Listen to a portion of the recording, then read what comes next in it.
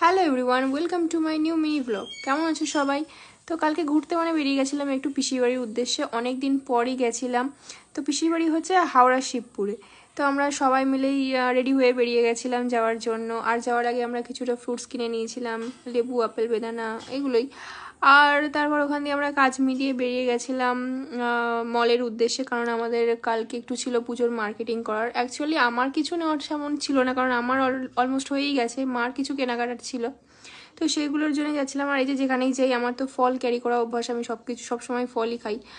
আর কালকের ওয়েদারটা এতটাই সুন্দর ছিল, চারিদিকটা খুবই ভালো লাগছিল। মার ছিল কিছুটা কুর্তি, চুড়িদার এগুলোই নেওয়ার ছিল। তো আমরা সোজা চলে গেছিলাম শপার স্টপে। তো এটা সিটি সেন্টার 1-এ।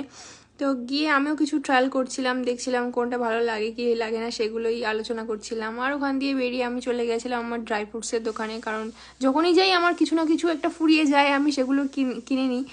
আর আমার মা বলছে পুজোর শপিং করতে এসছি নাকি ড্রাই ফ্রুটস কিনতে এসছি, আমি বুঝতে পারছি না। আমার মার ওই একটাই বক্তব্য, যখনই কোথাও যাই আমার মেয়ের জন্য জিমের জিনিসপত্র কিনতে কিনতেই আমার শেষ হয়ে যায় সব কিছু। আর তারপর ওখান দিয়ে বেরিয়ে চলে গেছিলাম একটু বড়রাম মল্লিকে, কারণ সামনেই অরন্ধন আছে। কাদের কাদের অরন্ধন আছে জানিও।